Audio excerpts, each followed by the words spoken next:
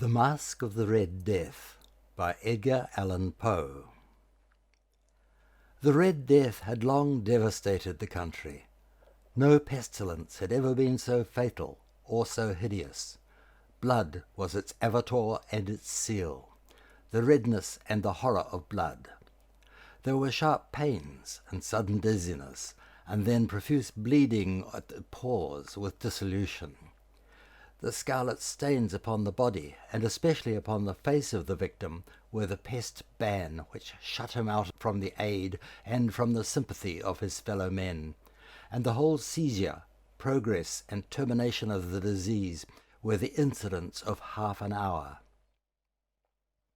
But the Prince Prospero was happy and dauntless and sagacious. When his dominions were half depopulated, he summoned to his presence 1,000 hale and light-hearted friends from among the knights and dames of his court, and with these retired to the deep seclusion of one of his castellated abbeys. This was an extensive and magnificent structure, the creation of the prince's own eccentric yet august taste. A strong and lofty wall girdled it in. This wall had gates of iron. The courtiers, having entered, brought furnaces and massy hammers and welded the bolts.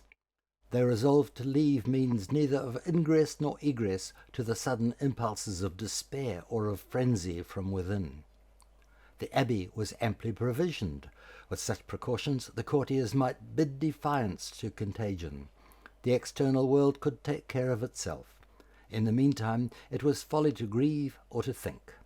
The prince had provided all the appliances of pleasure. There were buffoons, there were improvisatori, there were ballet dancers, there were musicians, there was beauty, there was wine. All these and security were within.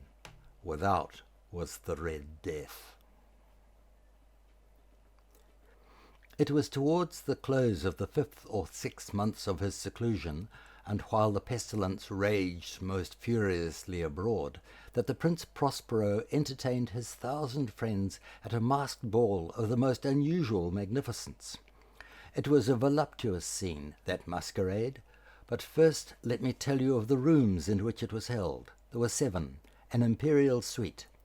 In many palaces, however, such suites form a long and straight vista, while their folding doors slide back nearly to the walls on either hand, so that the view of the whole extent is scarcely impeded.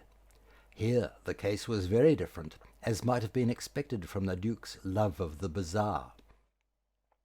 The apartments were so irregularly disposed that the vision embraced but little more than one at a time. There was a sharp turn at every 20 or 30 yards, and at each turn a novel effect. To the right and left, in the middle of each wall, a tall and narrow Gothic window looked out upon a closed corridor which pursued the windings of the suite. These windows were of stained glass, whose colour varied in accordance with the prevailing hue of the decorations of the chamber into which it opened. That at the eastern extremity was hung, for example, in blue, and vividly blue were its windows. The second chamber was purple in its ornaments and tapestries, and here the panes were purple. The third was green throughout, and so were the casements. The fourth was furnished and lighted with orange, the fifth with white, the sixth with violet. The 7th apartment was closely shrouded in black velvet tapestries that hung all over the ceiling and down the walls, falling in heavy folds upon a carpet of the same material and hue. But in this chamber only, the colour of the windows failed to correspond with the decorations. The panes here were scarlet, a deep blood colour. Now in no one of the 7 apartments was there any lamp or candelabrum, amid the profusion of golden ornaments that lay scattered to and fro or depended from the roof.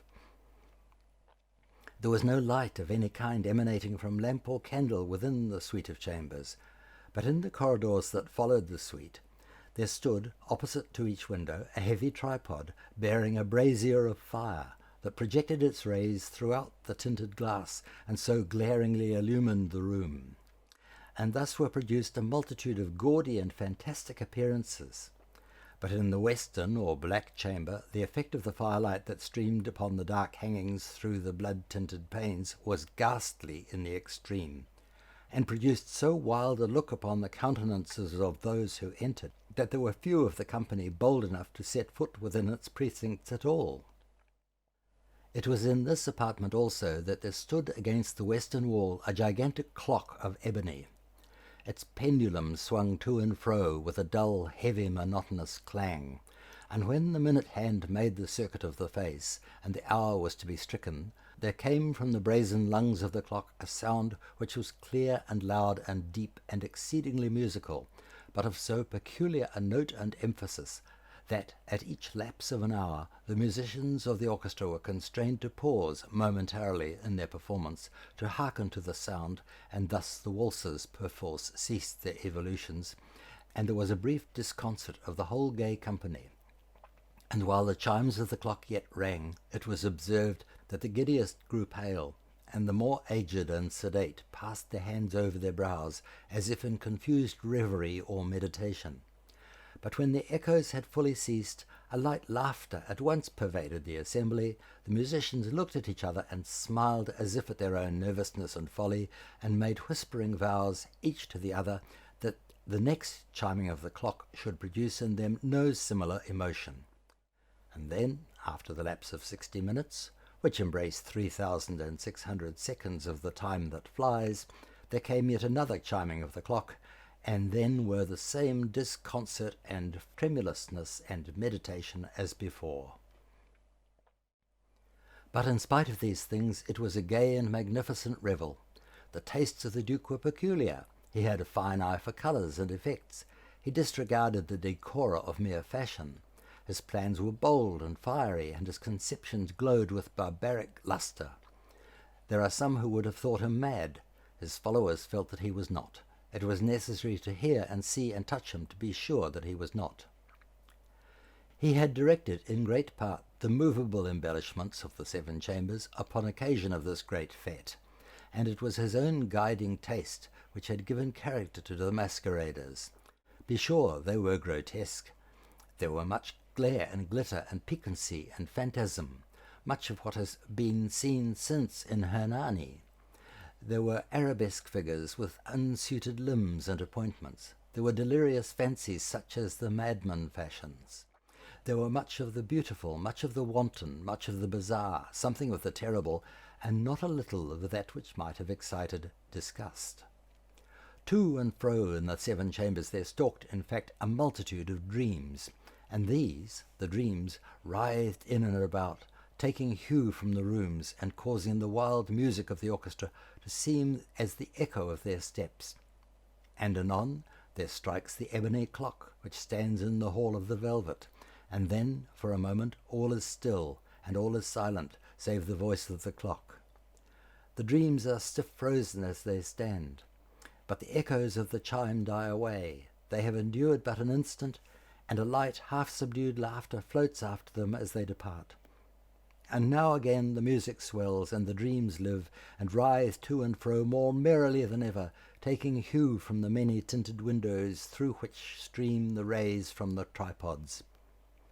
But to the chamber which lies most westwardly of the 7, there are now none of the maskers who venture, for the night is waning away, and there flows a ruddier light through the blood-coloured panes, and the blackness of the whole sable drapery appalls, and to him whose foot falls upon the sable carpet there comes from the near clock of ebony a muffled peal more solemnly emphatic than any which reaches their ears who indulge in the more remote gaieties of the other apartments. But these other apartments were densely crowded, and in them beat feverishly the heart of life, and the revel went whirlingly on, until at length there commenced the sounding of midnight upon the clock. And then the music ceased, as I have told, and the evolutions of the waltzers were quieted, and there was an uneasy cessation of all things as before. But now there were 12 strokes to be sounded by the bell of the clock, and thus it happened, perhaps, that more of thought crept with more of time into the meditations of the thoughtful among those who revelled. And thus, too, it happened, perhaps, that before the last echoes of the last chime had utterly sunk into silence, there were many individuals in the crowd who had found leisure to become aware of the presence of a masked figure which had arrested the attention of no single individual before. and the rumour of this new presence having spread itself whisperingly around, there arose at length from the whole company a buzz or murmur, expressive of disapprobation and surprise, and then finally of terror, of horror, and of disgust. In an assembly of phantasms such as I have painted, it may well be supposed that no ordinary appearance could have excited such sensation. In truth, the masquerade licence of the night was nearly unlimited, but the figure in question had out-Heroded Herod, and gone beyond the bounds of even the prince's indefinite decorum. There are chords in the hearts of the most reckless which cannot be touched without emotion. Even with the utterly lost, to whom life and death are equally jests, there are matters of which no jest can be made. The whole company, indeed, seemed now deeply to feel that in the costume and bearing of the stranger neither wit nor propriety existed. The figure was tall and gaunt, and shrouded from head to foot in the habiliments of the grave. The mask which concealed the visage was made so nearly to resemble the countenance of a stiffened corpse that the closest scrutiny might have had difficulty in detecting the cheat. And yet all this might have been endured, if not approved by the mad revellers around. But the mummer had gone so far as to assume the type of the Red Death. His vesture was dabbled in blood, and his broad brow, with all the features of the face, was besprinkled with the scarlet horror. When the eyes of Prince Prospero fell upon the spectral image, which, with a slow and solemn movement, as if more fully to sustain its role, stalked to and fro among the waltzers, he was seen to be convulsed in the first moment with a strong shudder either of terror or distaste, but in the next his brow reddened with rage. "Who dares," he demanded hoarsely of the courtiers who stood near him, "who dares insult us with this blasphemous mockery? Seize him and unmask him, that we may know whom we have to hang at sunrise from the battlements." It was in the eastern or blue chamber in which stood the Prince Prospero as he uttered these words.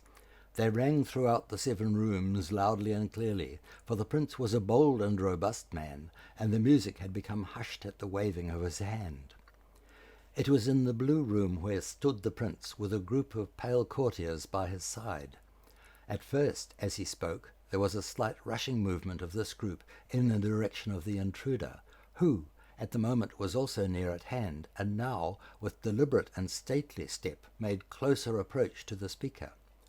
But from a certain nameless awe with which the mad assumptions of the mummer had inspired the whole party, there were found none who put forth hand to seize him, so that, unimpeded, he passed within a yard of the prince's person, and while the vast assembly, as if with one impulse, shrank from the centres of the rooms to the walls, he made his way uninterruptedly, but with the same solemn and measured step which had distinguished him from the first, through the blue chamber to the purple, through the purple to the green, through the green to the orange, through this again to the white, and even thence to the violet, ere a decided movement had been made to arrest him.